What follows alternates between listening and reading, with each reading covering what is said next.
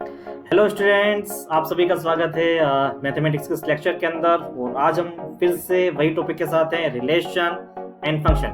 तो हमारे last time पे 4 क्वेश्चन हो चुके थे, तो कुछ आगे के जो जेईई मेंस के कुछ इंपॉर्टेंट क्वेश्चन जो हैं वो आज हम करने वाले हैं। ठीक है, चलिए शुरू करते हैं रिलेशन एंड फंक्शन के बाकी बचे हुए क्वेश्चन से। ठीक है, अच्छा तो बेसिकली अगर बात की जाए, ऐसा हमने 4 क्वेश्चन कर लिए थे।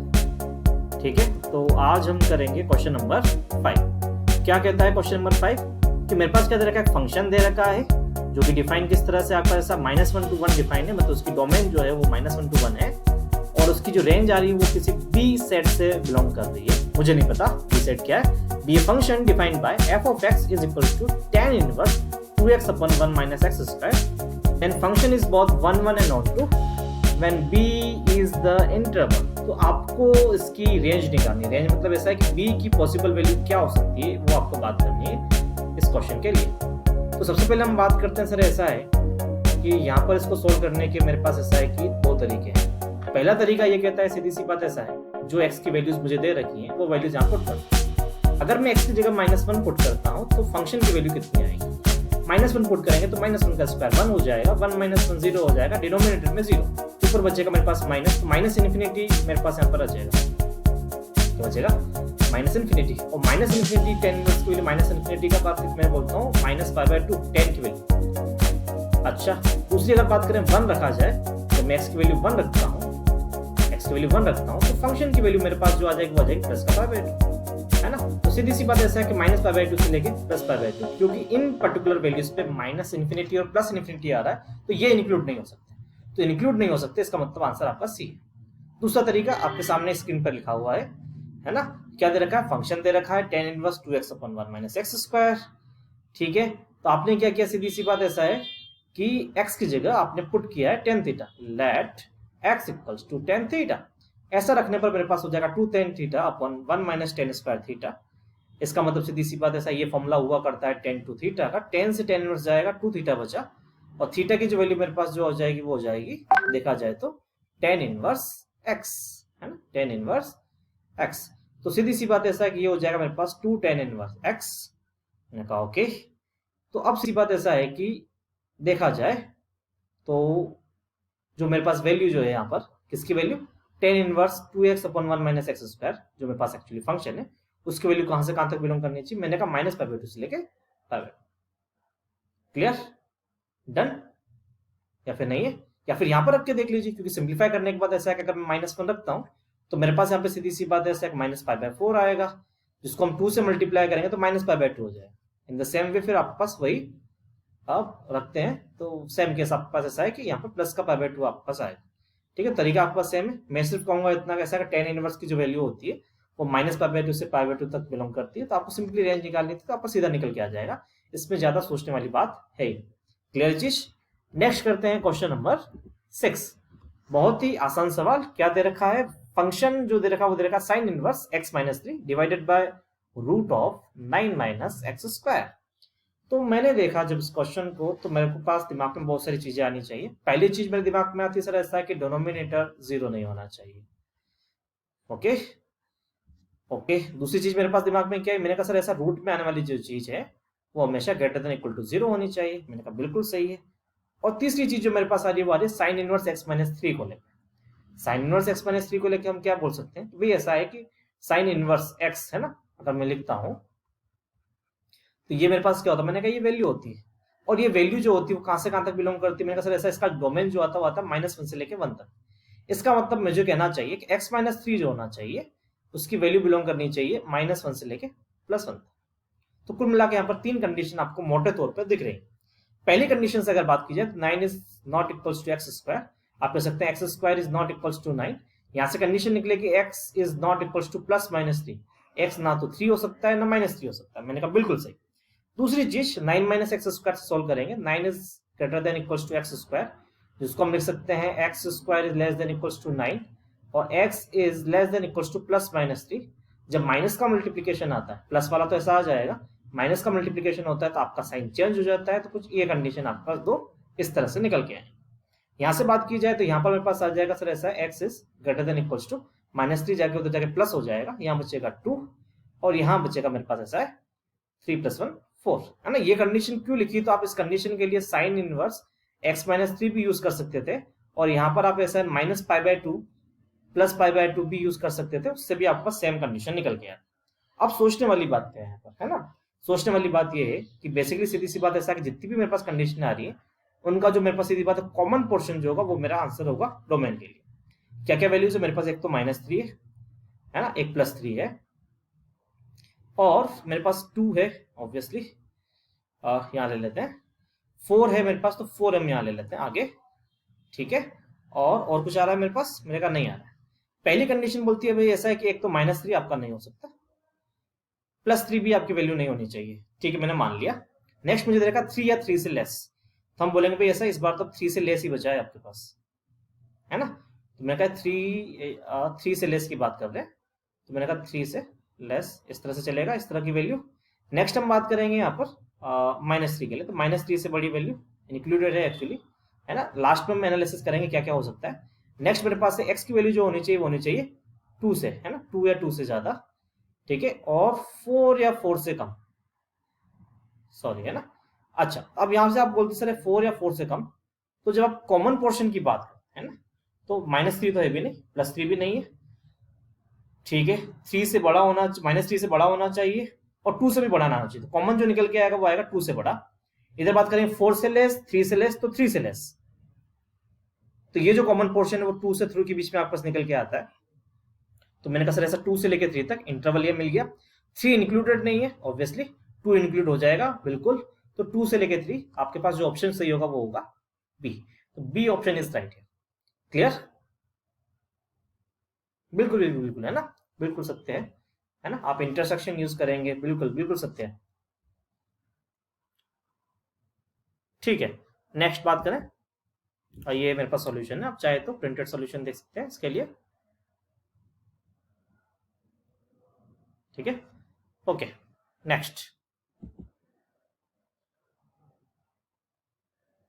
नो क्वेश्चन नंबर 7, है ना। क्वेश्चन नंबर 7 क्या कहता है, which one is not periodic, है ना, it's a good question you can say, which one is not periodic, कौन से पीरियोडिक फंक्शन नहीं है आपको बताना है।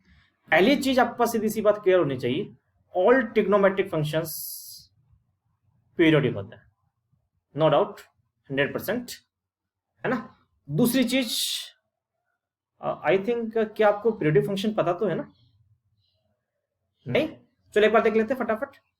ट्रिग्नोमेट्रिक फंक्शन पीरियोडिक कैसे है मैं समझाता हूँ उस चीज को। मेरे पास सीधी सी बात है, साइन एक्स का मैं ग्राफ बना रहा हूँ, है ना, ये आपका पाई, ये 2 पाई, ये 3 पाई, और ये 4 पाई। तो आप ध्यान से देखते हैं, मैंने कहा सर सीधी सी बात ऐसा है, यहाँ से लेके यहाँ तक, इसके बाद ऐसा है कि ये जो इंटरवल है, इसके बाद ऐसा कैसा ग्राफ आगे भी बन रहा है, और एन आगे आपके पास बनता जाएगा। तो मैं बोलूंगा सर ऐसा है कि इस टाइम पीरियड के बाद में ग्राफ खुद को रिपीट कर रहा है, या फंक्शन खुद को रिपीट कर रहा है ना, तो हम बोलेंगे सर ये पीरियोडिक फंक्शन है। समझ में आ रही बात। तो पीरियोडिक फंक्शन के लिए कंडीशन जो आती है वो आती है f of x plus T is equal to f of x।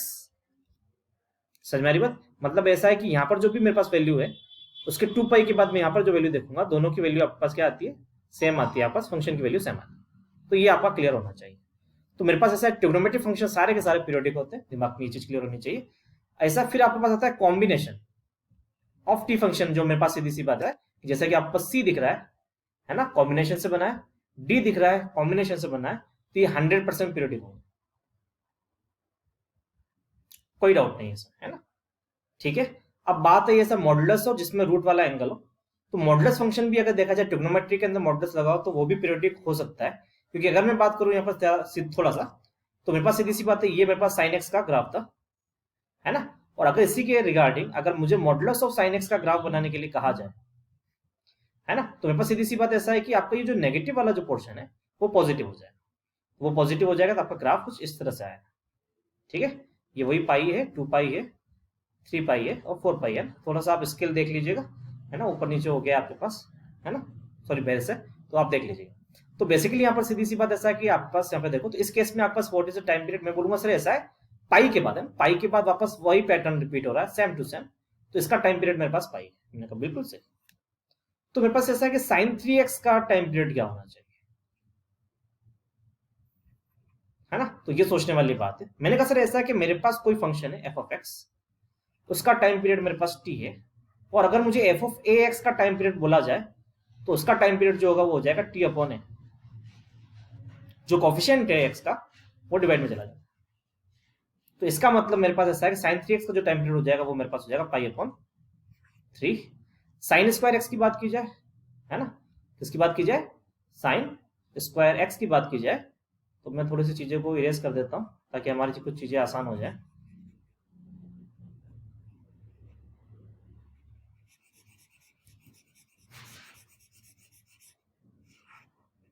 ठीक है, तो साइन स्क्वायर एक्स की बात की जाए, उसके लिए मुझे सबसे पहले पता होना चाहिए कि साइन एक्स का ग्राफ, है ना, तो मैंने साइन एक्स का ग्राफ पहले बनाया था, ये आपके पास सिंपल सा, है ना।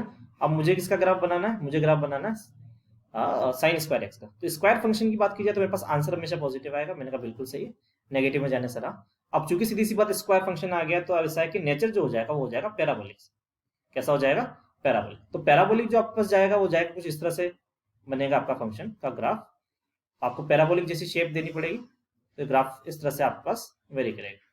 ठीक है, तो आप देखते हैं सीधी सी बात जो पैटर्न यहाँ बन रहा है सेम पैटर्न आगे बढ़ रहा है।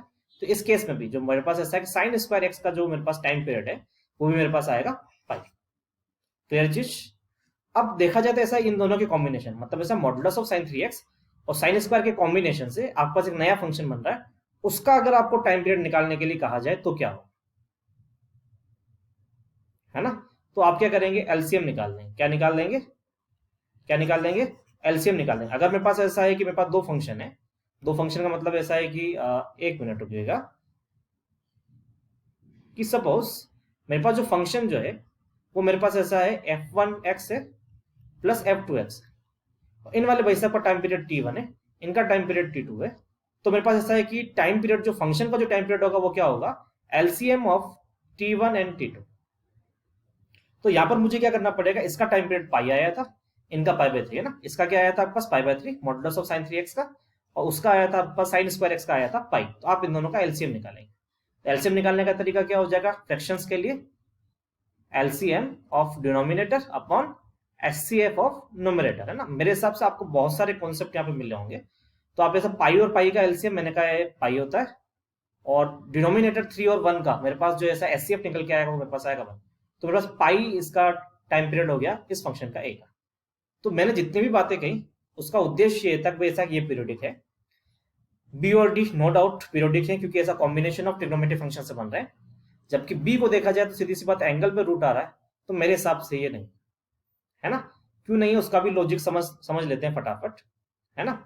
तो एक्चुअली अगर बात की जाए cos रूट एक्स दे रखा है ना, ये पीरियोडिक होगा कि नहीं होगा इसके बारे में बात करें तो मेरे पास सीधी सी बात ऐसा है कि कंडीशन ये चलती है, सीधी सी बात ऐसा है कि F of T plus x आपके पास एफ ऑफ एक्स के बराबर आ जाए तो टी मेरा टाइम पीरियड होता है और फंक्शन पीरियोडिक हो जाता है। तो इस हिसाब से देखा जाए तो cos of root of T plus X is equals to cos root X, है ना। और यहां पर अगर सोल्व किया जाए root of T plus X जो मेरे पास जो आ जाएगा वो आ जाएगा 2n pi plus minus root X. और जब मैं इसका सॉल्यूशन निकालने की कोशिश करूंगा तो आपके पास ऐसा लगेगा, स्क्वायरिंग करेंगे तो आपके पास नो सॉल्यूशन वाली कंडीशन आ रही है, आपको आंसर नहीं मिलेगा, है ना। और आपके पास ऐसा कोई टाइम पीरियड नहीं जिसके लिए ये चीज वैलिड हो पाए। तो मेरे हिसाब से शॉर्टकट ये याद रखिएगा कि अगर आपके पास एंगल की फॉर्म एंगल में है ना, रूट की फॉर्म में है तो वो पीरियोडिक है नहीं, है ना। तो बी आपका नॉट पीरियोडिक है, तो ये आपका आंसर सही हो गया। क्लियर चीज। तो आई होप आपको समझ में आया होगा। अगर आप इसके प्रिंटेड जो सॉल्यूशन है वो देखना चाहते हैं, है ना, तो एक मिनट, तो आप देख सकते हैं। ठीक है, आई होप आपको समझ में आया होगा। तो आज के इतना काफी है, नेक्स्ट वीडियो में फिर मिलेंगे नए कॉन्सेप्ट के साथ। तब तक आप अपने जितने भी डाउट्स हैं मुझे भेज सकते हैं, मैं उनके ऊपर डेफिनेटली वीडियो बनाऊंगा। ठीक है, थैंक यू।